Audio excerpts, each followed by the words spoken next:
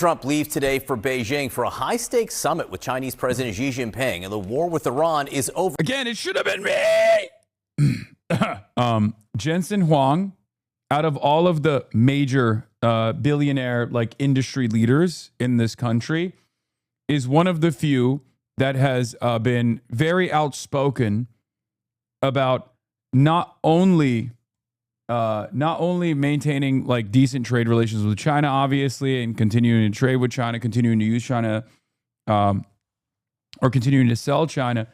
Like Apple CEO, former Apple CEO Tim Cook, famously was very positive about continuing to use Chinese manufacturing, right? Elon Musk already has Tesla in China, right? Tesla is huge in China, a lot bigger than you would expect. Even though its market share has diminished tremendously as BYD has made significant gains.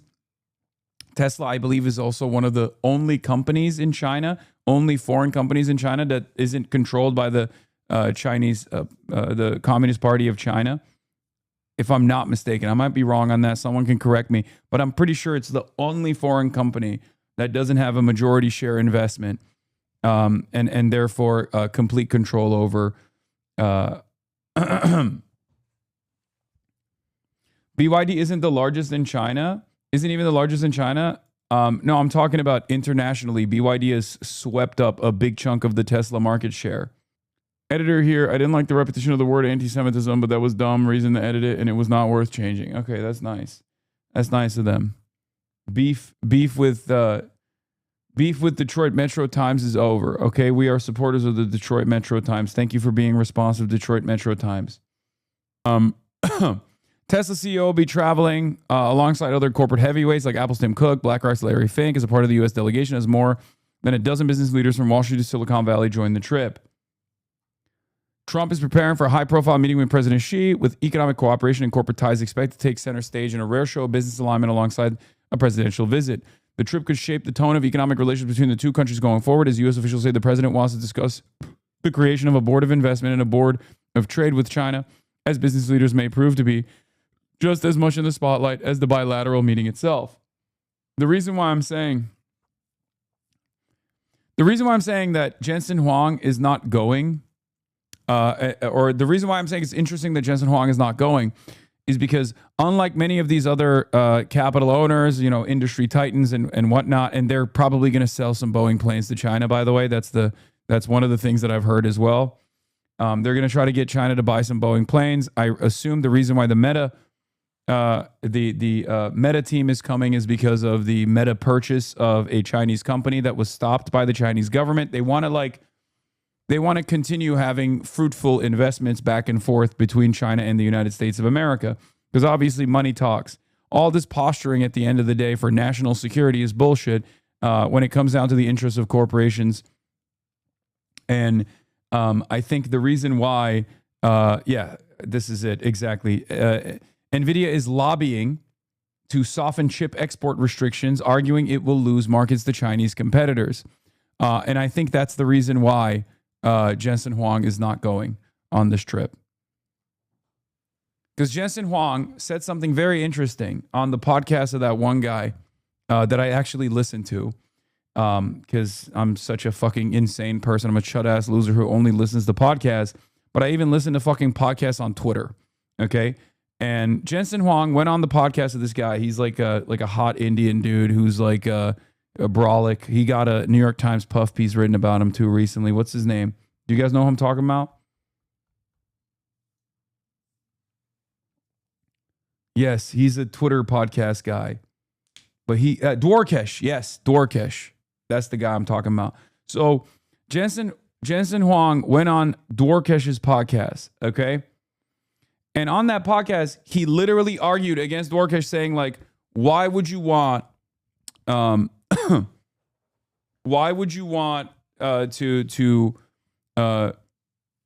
soften chip export restrictions to China and also give access to China to some of our latest technology? And his argument was actually very interesting. Jensen Huang's argument was, China is going to reach our level, our technological, like our manufacturing capabilities, regardless. And the fact that we are not, we're not a car company was a really good rant. Does anyone have the link? Actually, I want to watch it. I'll just, this will be much better to listen to here. So this was a pretty interesting take that I heard from Jensen Huang. Another interesting take from Jensen Huang was when he was like, I'm a fucking billionaire. I don't give a shit. I'll pay the billionaire tax. Who gives a fuck? Everyone needs to stop complaining. But here's what Jensen Huang said. Chinese companies and Chinese labs and the Chinese government had access to... Was I wrong, by the way? He is hot. I think saying the hot Indian guy who has a Twitter podcast is a pretty apt description of this dude, okay? The AI chips to train a model like Claude Mythos with these cyber offensive capabilities and run millions of instances of it with more compute. The question is, is that a threat to American companies, to American national security?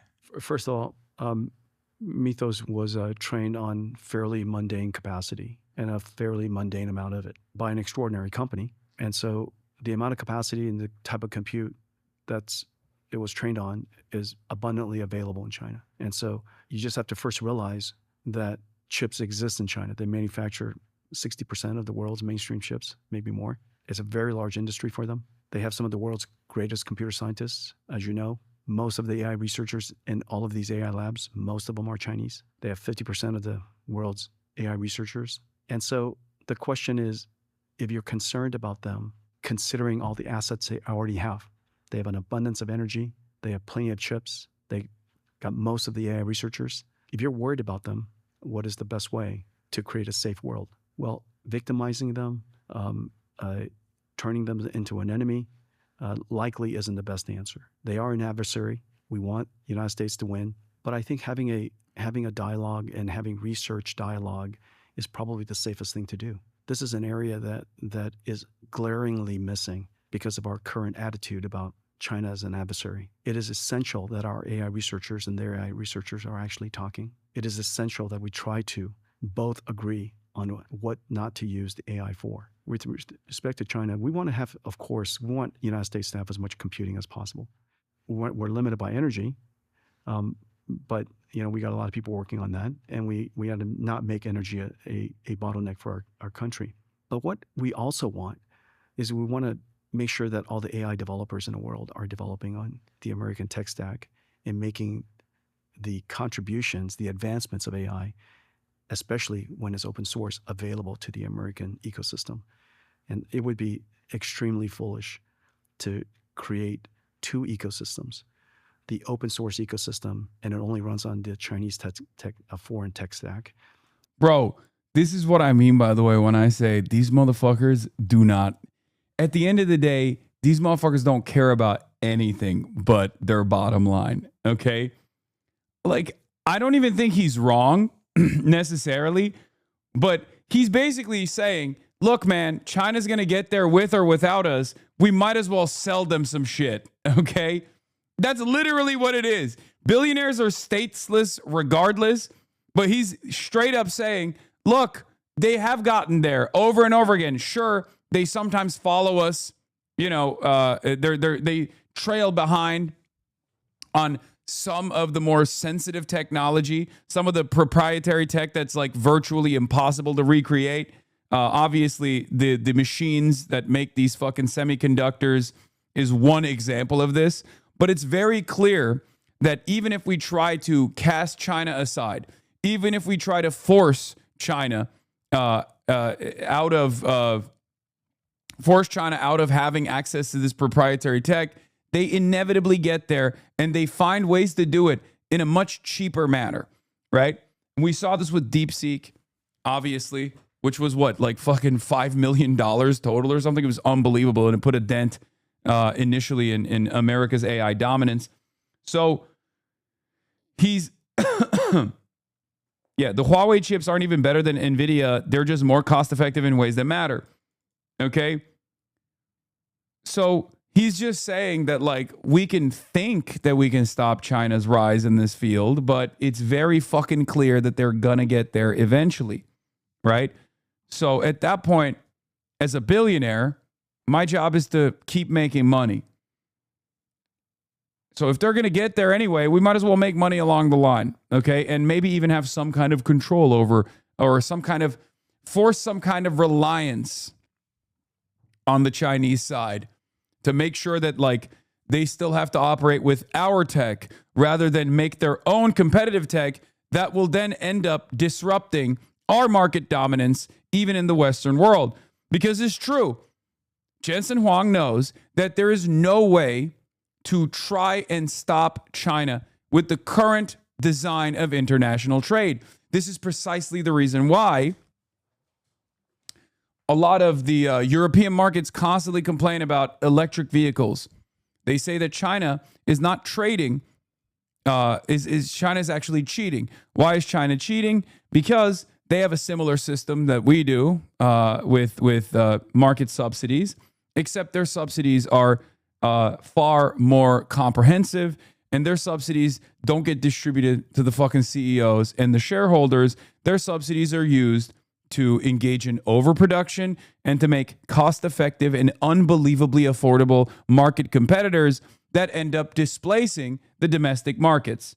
What I mean by that is, with electric vehicles, for example, China has been able to destroy any kind of initiative that the EU could have had in terms of moving in this new technology, in terms of pioneering this new technology, because it's far too costly to produce an electric vehicle fleet in Europe as opposed to China.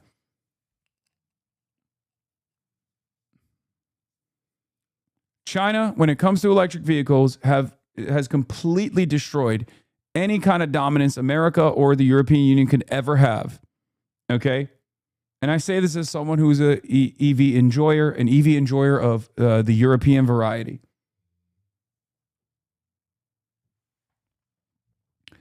That's actually a good take. They basically did the Walmart strat on Europe or the Amazon strat.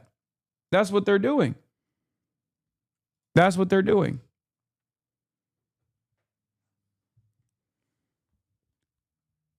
They're engaging in predatory pricing, right? That's what the claim is. It's impossible for the European manufacturers to compete with the Chinese manufacturers in a closed ecosystem, and that runs on the American tech stack. I think that would be a horrible outcome for the United States. I mean, I think the concern, going back to the flop difference in the hacking, is yes, they have compute, but there's some estimates that because they're at 7 nanometer, they don't have EUV because of chip making export controls. The amount of flops they're able to actually produce, they have like 1/10 the amount of flops that the US has. And so with that, could they train eventually a model like Mythos? Yes. But the question is, because we... What? You either have to not understand a command economy on a fundamental level, or you just have to assume that they don't have one at all in order to logically conclude that China is cheating law is just pure cope. Yes, they do understand it. These people are not stupid. They totally understand how the Chinese markets work. They totally understand how the Chinese command economy works. After all, these guys are like, they're not dumb. They're just evil, okay? Let's be real. I'm not talking about Elon Musk, but even Elon Musk has probably a pretty profound understanding of how the Chinese command economy works, right? The Europeans know. They're just saying that China is cheating because China is beating Europe in its own game. And it's impossible to compete against because Europe is capitalist and China is, at the end of the day, a centrally commanded, planned economy, okay? So as a planned economy, they can muster up the industrial forces to move in the direction of certain sectors to basically displace their market competitors in the international trade design that currently exists. The only way to fight back against that, ironically enough, if you wanted to do that at all, would be to also have a communist single-party state with a command economy. That's it. There is no way to beat the efficiency of a command economy, and everyone knows it. That's why I always reduce the Chinese control over the flows of capital to subsidies, right? Like I know that it's not the same, but it's basically a supercharged version of the subsidy structure that we have. Subsidies are one way of doing central planning, okay? It's just the European and the American Western capitalist way of doing some kind of central planning. We have it here too. Right? Here, you get a shake. That was a good take, by the way. This is a good take shake. Obviously, it's not comparable to subsidies at all.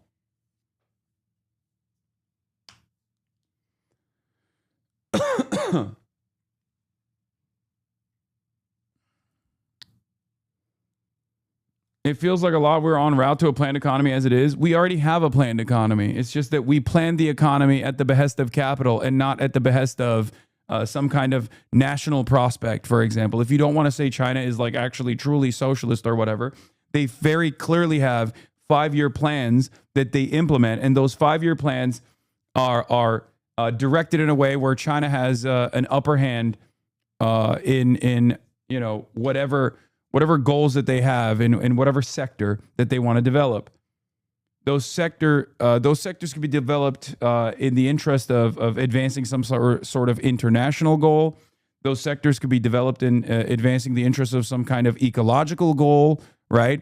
Sometimes those two things work with one another. Obviously, a big part of the reason why China has been unbelievably dominant in the electrification initiatives in the realm of renewables is because they both have an ecological goal, both at the domestic level, where they obviously had a big problem with like smog and a big problem with the coal powered power plants they had, and their over reliance on fossil fuels that was actually genuinely devastating the environment in China. And they fixed it. They damn near fixed it in its entirety as a consequence of their move in the direction of renewables. But they also did that because they understand that there's a finite supply of fossil fuels on this planet, and our over-reliance on fossil fuels on this, our over-reliance on fossil fuels is going to be endlessly devastating for climate change and all of the other famines and shortages that come along with that, all the global instability that comes along with that. And on top of that, they recognize that that is the next market, right? They're not just banking on future generations. They're also planting their flag in being the monopoly provider of the next stage in our energy transition. The next stage in our energy transition is inevitable, okay? Because fossil fuels, I keep repeating this, are finite.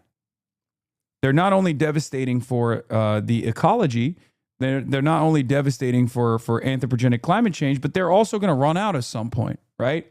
There's also obviously the issues with fossil fuels being a consumable good, and therefore there needs to be constant transiting of, oil tankers. And we're seeing that there are some limitations with that as well, as opposed to when you put a fucking solar panel down, you can't really block out the sun, right? Fossil fuels are infinite. Sure.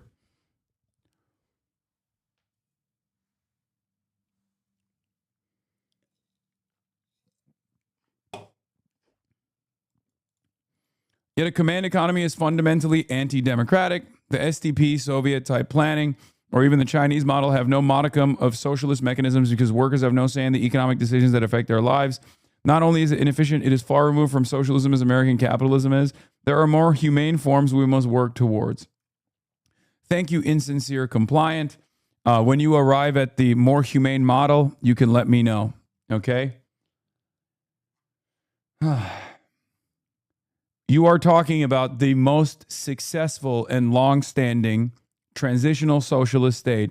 Clearly, whatever kind of utopian communist model that you have in mind has never been implemented, and most likely is, not going to be implemented in the upcoming decade or even the upcoming century. Yes, it looks like a state-owned monopoly capitalist mode of production, but seemingly it's the most successful one in terms of advancing the material conditions of the working class of this country, especially considering that This was unbelievably successful in the USSR as well, in spite of the excesses, in spite of the mismanagement in terms of changing Russia and the USSR in general from an agrarian peasant society into one that was able to defeat the United States of America in the fucking space race by putting Yuri Gagarin up there before we ever could. And they did that in a very short period of time. And they did that without the benefits, the economic engine of slavery. I obviously am not saying benefit as though slavery is a good thing. I'm saying slavery was beneficial in terms of Western development, right? Slavery is unbelievably cruel. It was an unbelievably cruel practice. And it was formative in the development of Western nation states. So, you know, Russia did that without the colonial exploits and also by enslaving populations overseas. So yes, there were a lot of excesses, there were a lot of failures, but clearly the results are the results. And the same goes for China. Participatory economics is a clear example. China has made great progress in modernization and improving the material conditions of the workers. Yeah, we're talking about a country that was able to take away we're talking about a country that was able to, through these initiatives, okay, eradicate extreme poverty to the tune of 800 million people. Slavery is probably pretty good for profits when you're so uncreative that you can only raise profits by cutting wages. True. Another good take. USSR was the first socialist nation. Of course, mistakes were made. I think technically USSR might not be the first socialist nation.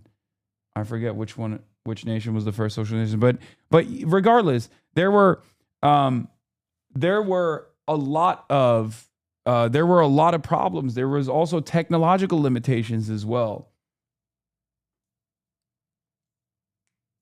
No, I'm not considering the French Commune.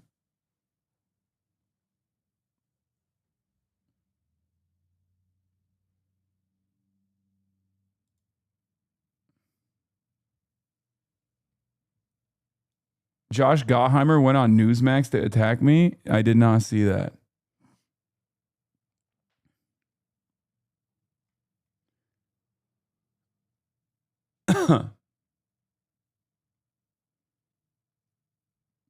Also, China is not a command economy. The government offers available credit and capital allocations for local governments, and they offer subsidies and benefits to attract competitors.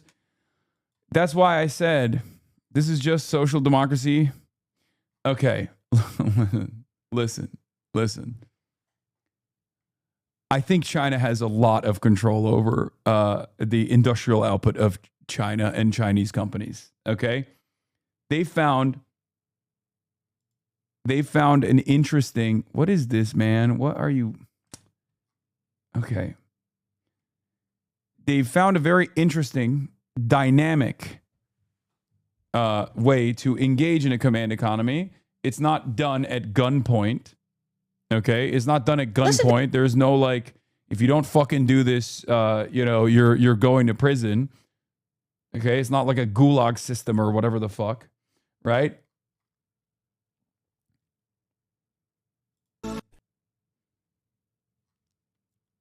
It's done through a more efficient way of controlling capital flows. This is what I'm saying. I'm openly.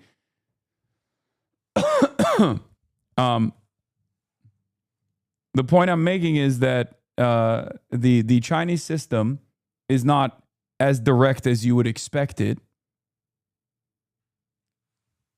but it's very clear.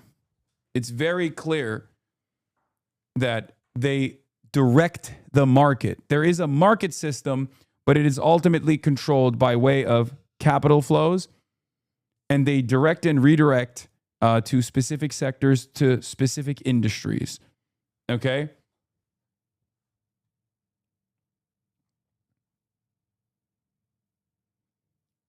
I asked you to look at logs because I don't understand why you think that there should be EU-China alignment. Then you understand that the only way for Europe not to deindustrialize is to raise tariffs matching the subsidies on offer.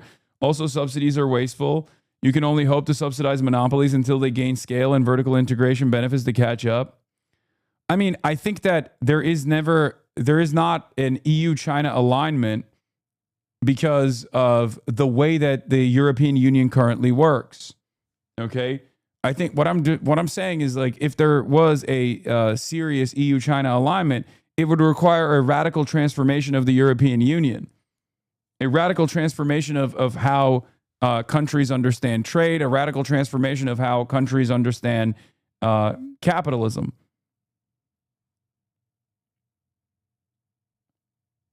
Which is virtually impossible regardless. You understand that the only way for Europe to not to deindustrialize is to raise tariffs matching the subsidies on offer. Also, subsidies are wasteful. You can only hope to subsidize monopolies until they gain scale and vertical integration benefits catch up. Because right now, in order for the Chinese economy to work, in order for China to maintain its competitive edge in the global marketplace, it must remain a manufacturer around the globe. Europe is also a manufacturer. It both consumes, but it also produces. Obviously, this puts them at odds with China. Okay? What I'm saying is doing away with these distinctions.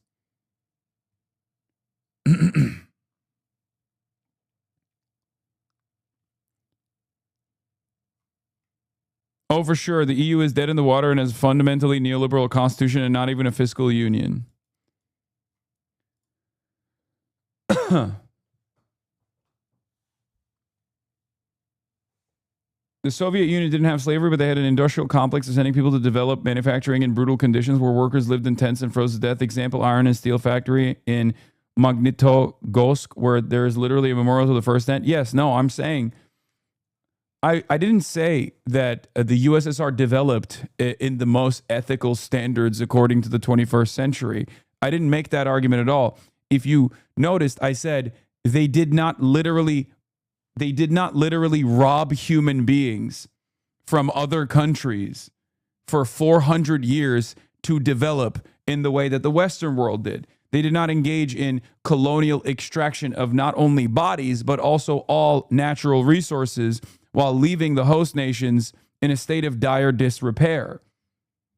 They used their own people, oftentimes under brutal conditions, devastating conditions, deadly conditions. The Western world only gets to present themselves as morally superior to the USSR's collectivization efforts and industrialization efforts because they get to hide the fact that they did that with 400 years of colonial exploitation, the rape of Africa, and chattel slavery. And in comparison to both of these different systems, one would probably, I'm not making a moral argument here. I'm not making like a moral comparison, but you can make that moral comparison on your own. Look at the way that China was able to engage in collectivization and industrialization. Look at the way that the USSR was able to engage in collectivization and industrialization as opposed to all European countries. Okay? You can make that distinction on your own. I'm not here to explain that to you. I'm not here to tell you like which one is more moral. Okay? I'm simply saying that there is a hidden side of how the Western world was developed, and it's purposely hidden. In your textbooks, there's mentions to it, but it's never, but no such comparison is ever made between the USSR and the Western world's development and collectivization or industrialization.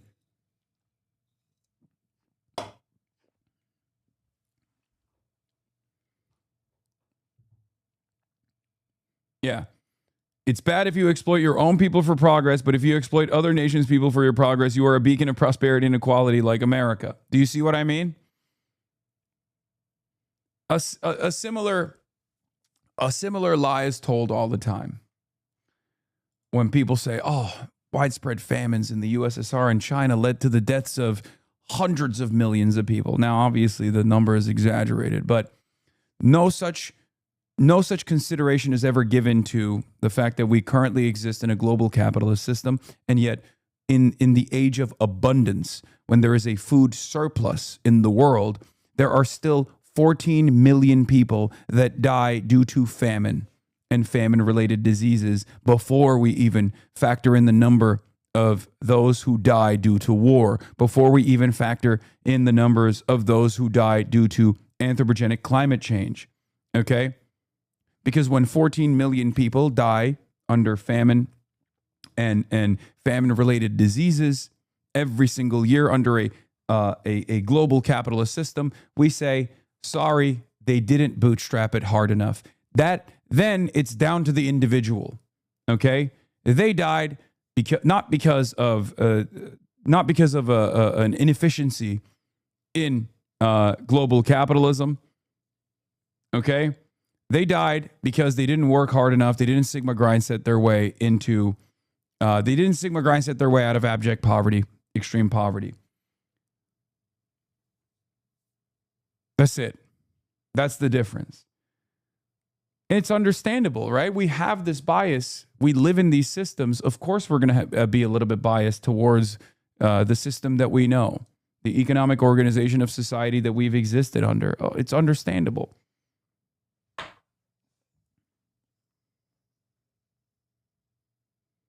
Capitalism washes its hands, not unlike Pilate. Pilate. Pilate. Every time I hear that, I think of goddamn America.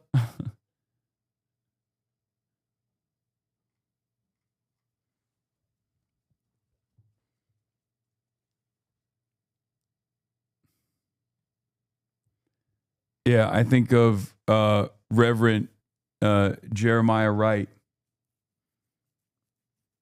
in his famous sermon that got him canceled by Barack Obama. Meanwhile, this is what Barack Obama was doing. And pussy too. Yeah.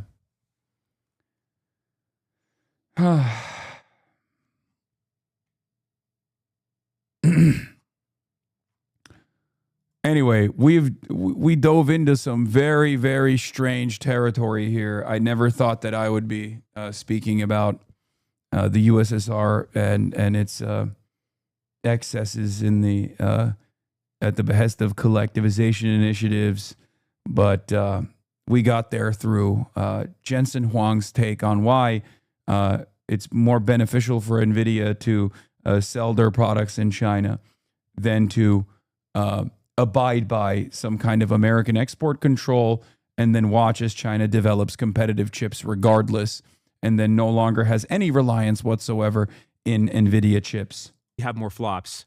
American labs are able to get to these level of capabilities first. And because Anthropic got to it first, they say, okay, we're going to hold on to it for a month while all these American companies, we give them access to it. They're going to patch up all their vulnerabilities.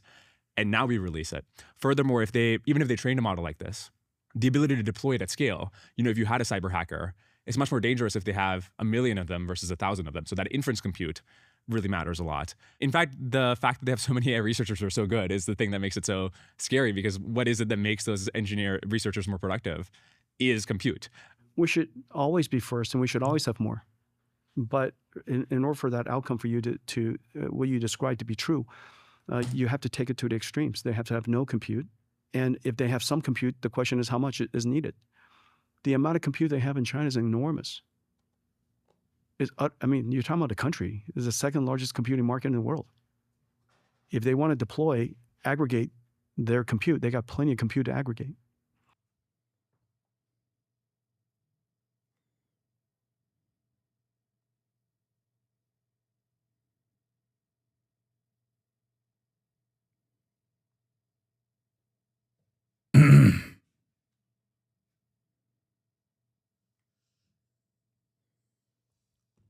The hogs are fuming about this. Yeah.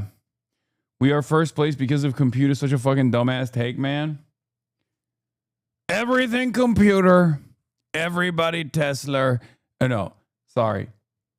What was it? I love Tesla. Everything computer. Everybody. We love Tesla. Everything computer. Everybody transgender. And now, everything casino. That's the new one. The whole world is casino.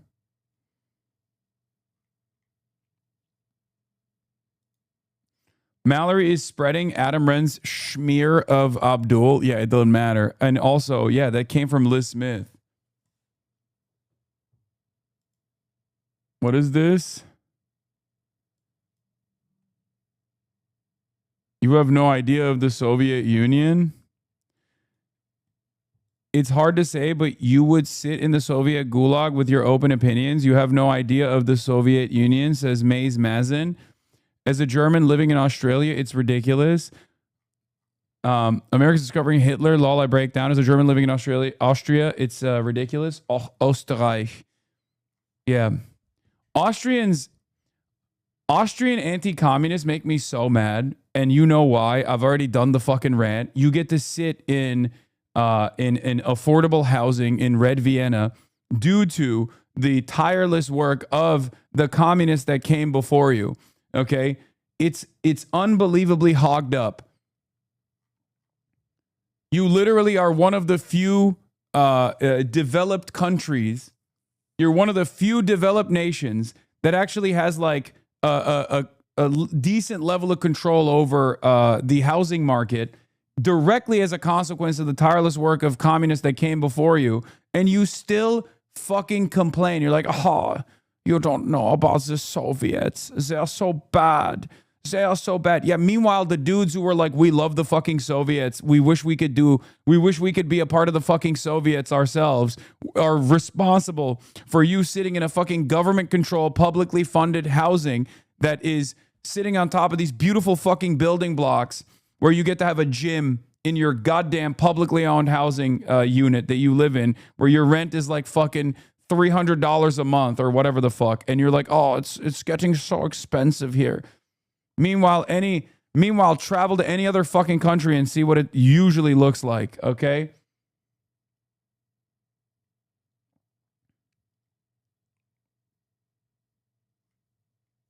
Yeah, affordable housing in Vienna. Yeah, here. We're not going to do this again. I do this too much. I do this too frequently, okay? 65%. 65%. Remember that number. 65% of all available housing inventory, all housing inventory in the city of Vienna, also known as Red Vienna, is government housing. Okay? 65 motherfucking percent. And I still hear from people in Austria complain. It's in many ways no different than those who enjoy the weekend, those who enjoy the absence of child labor, which, you know, we're really bringing back here in the United States of America. Who then turn around and say labor unions are bad. Yeah, okay, dude. What are you, a fucking boss in a factory? Are you a factory owner? What the fuck do you mean labor unions are bad? You're a worker, dumbass. And you will most likely remain a worker for the rest of your life. So you might as well make sure that you get to reap the benefits of your productive output. And labor unions are only one way, but perhaps one of the most successful, in the short term especially, ways of achieving those results.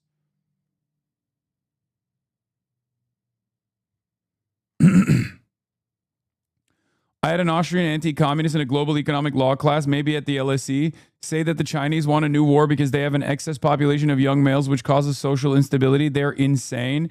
In front of our lib Warrenite trade law professor. Yeah, people in Europe get so crazy about anti-communism. They actually lose their fucking minds. They get even more rabid than Americans do. Because Americans are not very, very well read, let's say. Like we hate communism here in America, but it's almost like a childish hatred. We're like, ooh, spooky. They're weird. We don't understand it. Europeans also understand it. It's like they studied it better so they could be more efficient in their hatred. It's the same principle with European anti-Semitism versus American anti-Semitism, right? Where the European anti-Semitism is infinitely more sophisticated, okay? They've read the textbooks. They know exactly how to be anti-Semitic in a much more intellectual manner, as opposed to the average American's anti-Semitism.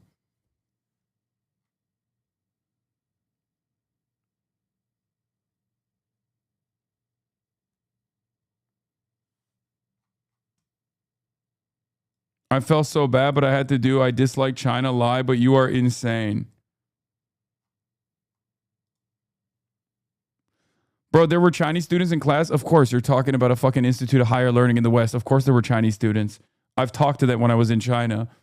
That's why they have a pretty deep understanding of the fucking hatred that the West has towards China.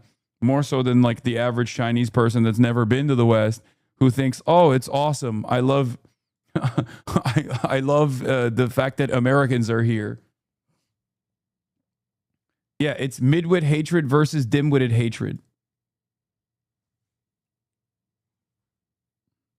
We really don't do anti-communism propaganda anymore. We rely on our parents and grandparents freaking out when we bring it up. Yeah.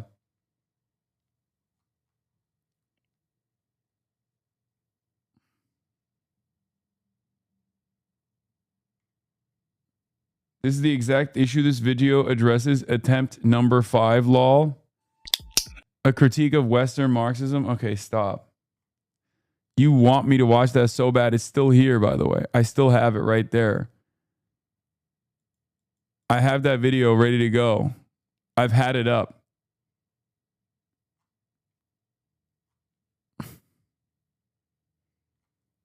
Dude, you guys are driving me down a fucking tangent no matter what I do, huh? No matter what I do, you're like, no, we need an additional tangent. Fuck monitoring the situation.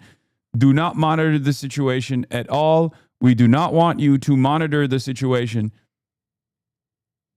You must go on these rabbit holes, okay? You must defend central planned economies right now. Trump heads to China for high-stakes summit. Let's keep going. The U.S. in an awkward position when it comes to China. So as we mentioned, President Trump leaves today. Living the dream, by the way. Like you hate to see a different queen thrive, okay? I'm sorry. Oh, I'm not glad that happened to you. It should have happened to me instead, okay? That's how I feel about this. And I'm going to be open about it. I'm going to be honest about it. Because he was talking about how wonderful of a show that the Chinese put on every time the Americans get there. And I was thinking in my head, I'm like, fuck you. You don't even deserve it. You don't even fucking deserve it. You don't deserve the Chinese showmanship. Okay? They're going to roll out the goddamn red carpet. You don't deserve it at all. For a high-stakes visit with Chinese leader Xi Jinping. Anna Coren reports China could play a role in helping end the conflict if it gets concessions from the U.S. As President Trump prepares to depart for Beijing for this year's most consequential bilateral summit, the Iran war will loom large. Trump had postponed the trip back in March, expecting the conflict to be over by the time he met with President Xi. Instead, nope. Nope. Didn't happen. It's following him to China. Hormuz has not been open. You know, U.S. really need exit, and this exit is in Beijing. I think. Chinese analyst Henry Wang says Beijing has leverage over Iran as its largest trading partner. He believes Xi could provide a much-needed off-ramp for Trump, but it's likely to come at a price. Xi wants a reduction in tariffs, removal of export controls on advanced semiconductors, and sanctions lifted. But what he wants most is Taiwan. And that would involve the US changing its position on the self-governed island and reducing its decades of military support. If Trump changed US policy on Taiwan, what would Xi give in return? No, I think China can really build up the consensus, actually give U.S. a hand in really getting U.S. out of this mess, this crisis in Iran, and open Hormuz for the whole world. And that is what Trump really badly needed. It's almost 9 years since Trump was last in China, and a lot has changed. This country of 1.4 billion people has become a manufacturing powerhouse, as we witnessed last week. when we visited a dark factory operating 24 hours a day, 7 days a week, run by AI and robots. It's a very different landscape, and Trump is no longer holding all the cards. Well, President Trump will arrive here in Beijing tomorrow before meeting with President Xi on Thursday. Now, the fact that these two leaders are coming together is an achievement in itself. It's an opportunity to reset and stabilise relations after years of turmoil. Matt. I'll take it from here, Anna. Thank you. President Trump leaves today for Beijing for a high-stakes summit with Chinese President Xi Jinping, and the war with Iran is over. Again, it should have been me. Sorry. I don't know what came over me.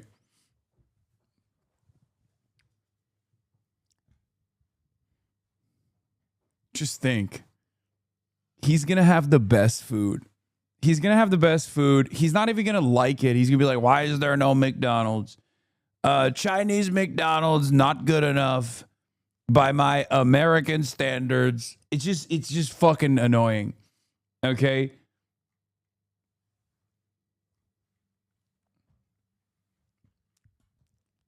He's gonna sit in a fucking. He's gonna sit in a high-speed rail, or I think Xi Jinping has like a special train that they roll out for. It's a high-speed rail that they roll out for like foreign dignitaries and shit. He's gonna get in that and be like, "Oh, this is. I don't want to bring this to America. I will never bring this to America. I hate it. Oh, you know what the best method of travel is? A Ford F-450." Fucking annoying, dude.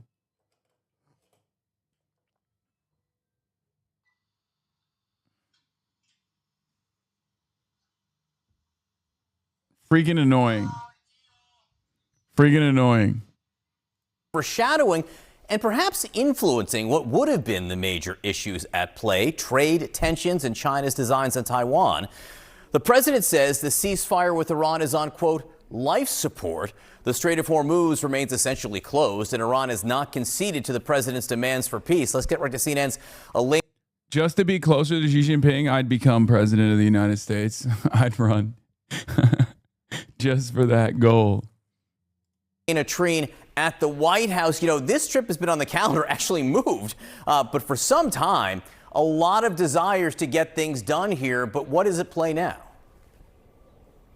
Yeah, look, I think initially the White House, John, really wanted this to be a visit about trade and the economy, and also, you know, almost a watershed moment for these two leaders of these superpower economies. But so much of it is being now overshadowed by the war in Iran and also this longstanding dispute over Taiwan. But I do want to get into a little bit about what the White House wants this to be about. We know, of course, that really this bruising tariff fight between the U.S. and China has really dominated much of last year. But President Trump and Chinese Xi Jinping did agree to almost like this fragile truce. We need BYD. We need BYD. I think BYDs are, they're all right. I want a Yangwang. I want the jumping car, the supercar. The young one, what is it? U9? Oof. Oh, baby. Oh, baby. I want a Huawei phone. Oh, my God.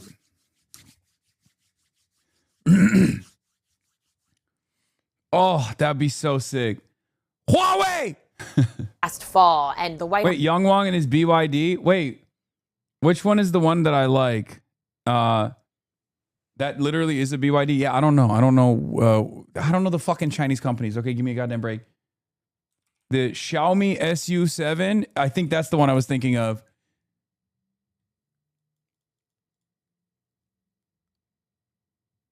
Which one's the one that just broke the records? Oh, it is the Young Wong. It is BYD. Oh my God. Yeah, no, I was thinking of the U9. I was thinking of the U9, not the Xiaomi SU7. I was thinking of the U9, bro. It's like Toyota and Lexus.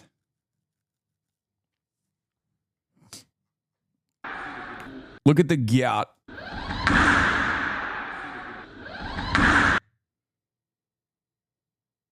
Where are you jumping to? Bro, I need this, okay?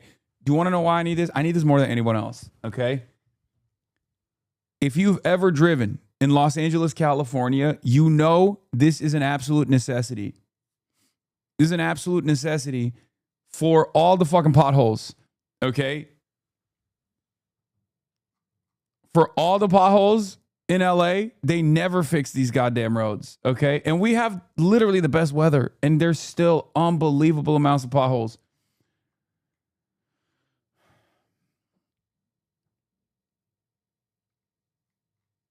Midlife crisis? Okay, man, chill.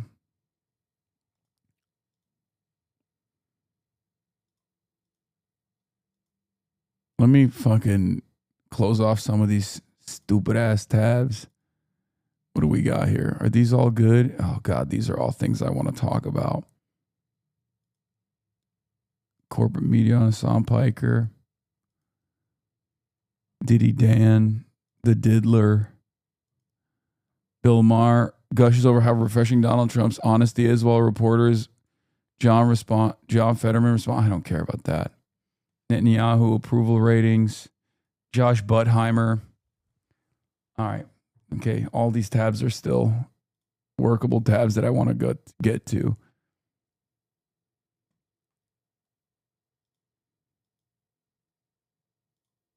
House wants to keep that relative calm moving forward. Now, we are told that their discussions when they meet face to face is part of it's supposed to be about. That car just broke the production car speed record, faster than the Bugatti Chiron, 750 horsepower to each wheel. Yeah, that's the one I was thinking of. Yeah. This is the car. The BYD Yangwang U9 Extreme reached a maximum speed of 496.22 kilometers per hour on the track in Petersburg, Germany, officially beating the Bugatti Chiron Supersport's record as the world's fastest production car.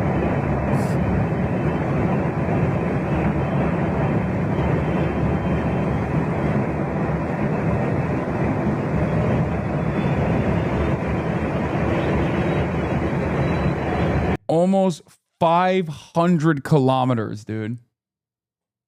What is that in freedom units? What is that? Like fucking... Or no, it was... The track location is Volkswagen's testing ground in Ehrlezien, not Petersburg, as erroneously stated earlier. 308 miles per hour. What? 308 miles per hour? That's an EV, by the way. So like, so what does that mean? As an electric vehicle, like, what is it? Like fucking, you just, the battery goes out in like 10 minutes? Is that what it is? Like, cause that's Amtrak top speed. Yeah, you have your own high-speed rail, dude. Bro, you know how we got 0 to 60? They're going to start tracking 0 to 200. How many minutes does it take? How many seconds does it take to get to 0 to 100? 200.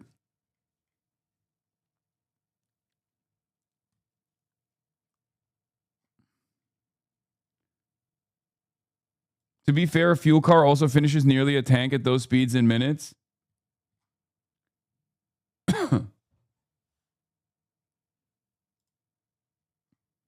U.S. intelligence shows Iran retains substantial missile capabilities.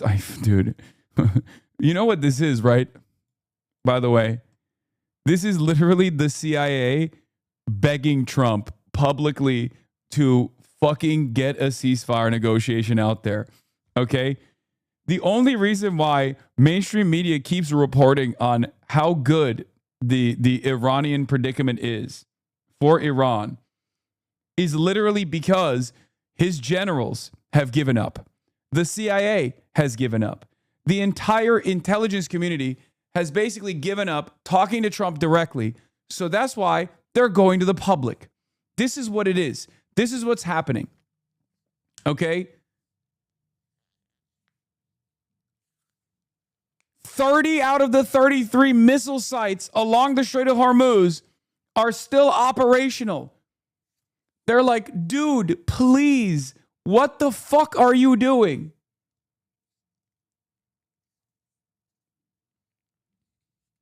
I swear to God, we're like, I'm not gonna say it. Never mind. I'm just gonna stay quiet. But we are nearing very interesting times in terms of what the CIA could do if they wanted to get creative with it.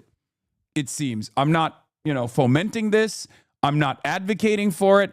I'm simply saying that there's only so much historically that the CIA and our intelligence community has, allowed presidents to fucking, molest the money or make interesting decisions that that they were not on board with.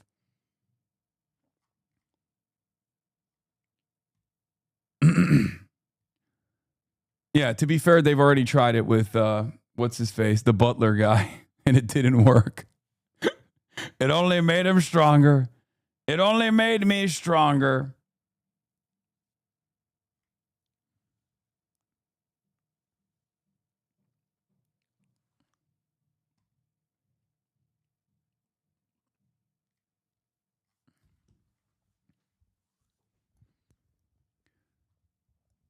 Did you see Friedman begging NATO to stop Trump? They're losing it. Robert Kagan is going to become a communist if this continues.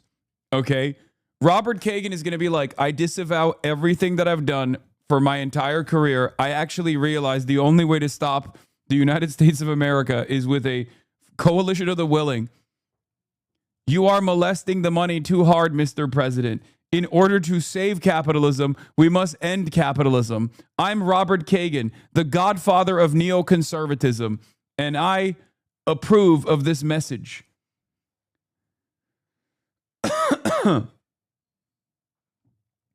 Butler was a hoax, but it was the CIA and he missed is my new favorite theory. Yeah.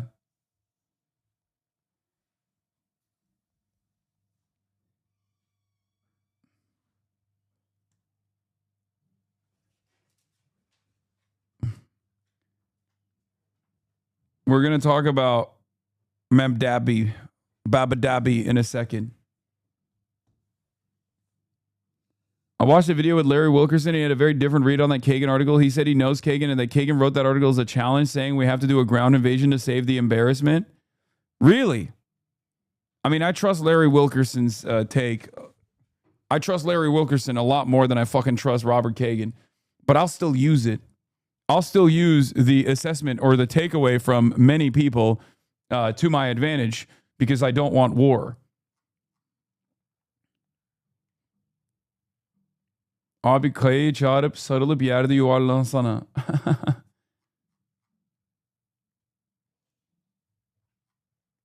You think Butler, if you think Butler was real, you think ears grow back. Oof. Listen, guys, I'm not, I'm never going to dispute you, okay? I don't care enough. I am so unbelievably agnostic when it comes to whether or not Butler, Pennsylvania was a real assassination attempt or it was staged or if it was the CIA or if it was Mossad or if it was BlackRock. I don't give a fuck. Believe whatever you want to believe. Okay? It's great. I believe all of the theories. Okay? You could say aliens and I'd be like, probably.